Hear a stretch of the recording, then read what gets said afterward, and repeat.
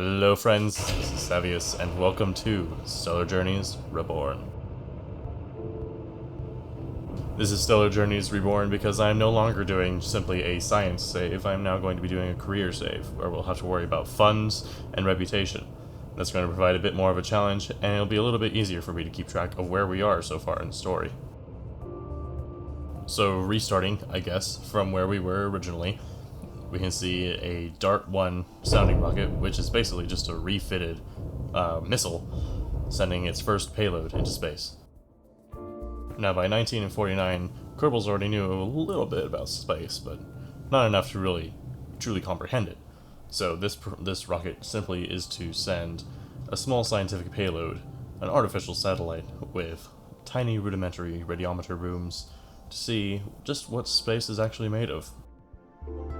Now the probe is so rudimentary that it doesn't even have any guidance on board, so it has to be spin stabilized using reaction control systems on the upper stage as well as solid rocket boosters on the actual kick motor that separates it from the rocket.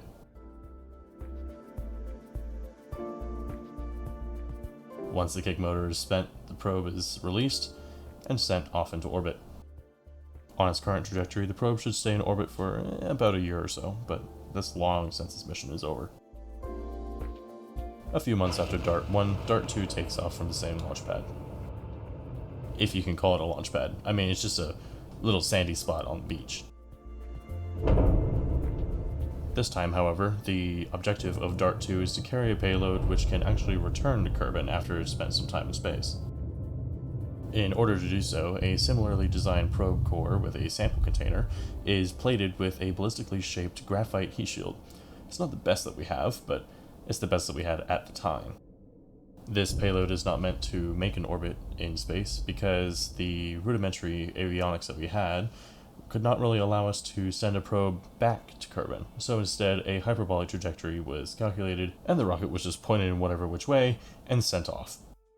The payload would actually fly right over the eastern Kerbin kingdoms and land off the western coast of the unified Kerbal Empire. The UKE was not too keen on seeing a supersonic payload falling from space over their territories, so it was a bit of a diplomatic hassle to actually get the payload back. Nonetheless, the mildly irradiated capsule safely made it back down into the ocean and was picked up later by air crews. The samples within the capsule revealed that space is quite a hostile environment full of different kinds of radiations and extreme fluctuations in temperature.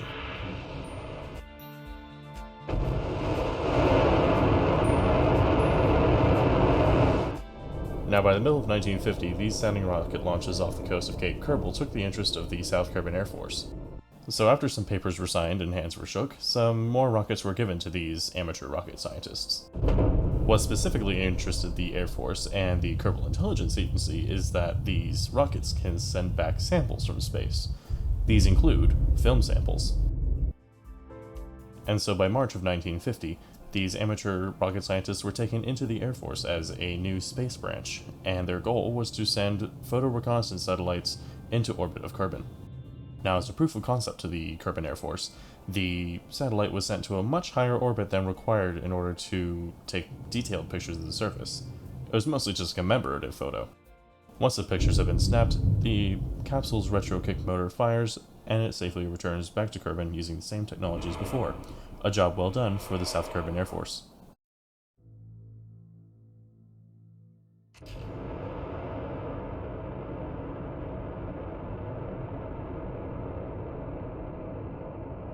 Towards the end of 1950, the devil demanded his due.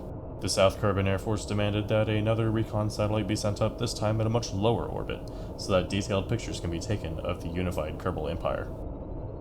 The first launch of this rocket a few months prior proved that it was more than capable of performing the task. There was simply no wiggling out of it. However, the Kerbal Intelligence Agency was paying a lot of money for these kind of contracts, so they seemed to be the only ones that were really viable for taking to sustain such a program. Not only this, but more repetition of these missions would help improve the quality of the return capsules and help further our understanding of how exactly to safely re-enter the atmosphere.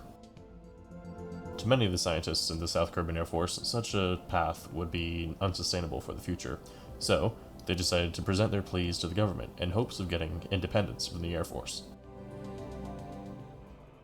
And by the summer of 1951, the organization launching these rockets was granted its own branch in the government and its own flag.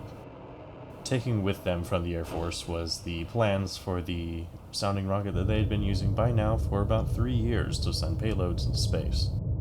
Seeing the potential of these new rockets, the North Korea University sent a contract to the USC to send a rocket to space in order to study the properties of kerbal, the sun.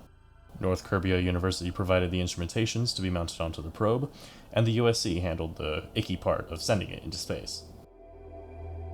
Such a probe would require long-term exposure to kerbal, so a high-altitude polar orbit was required. This took the newly dubbed Arrow 1 launch vehicle to its absolute payload limits.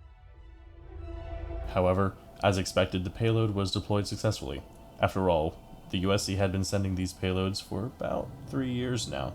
Despite its small payload capacity and some performance issues, the Arrow 1 was, above all else, dependable.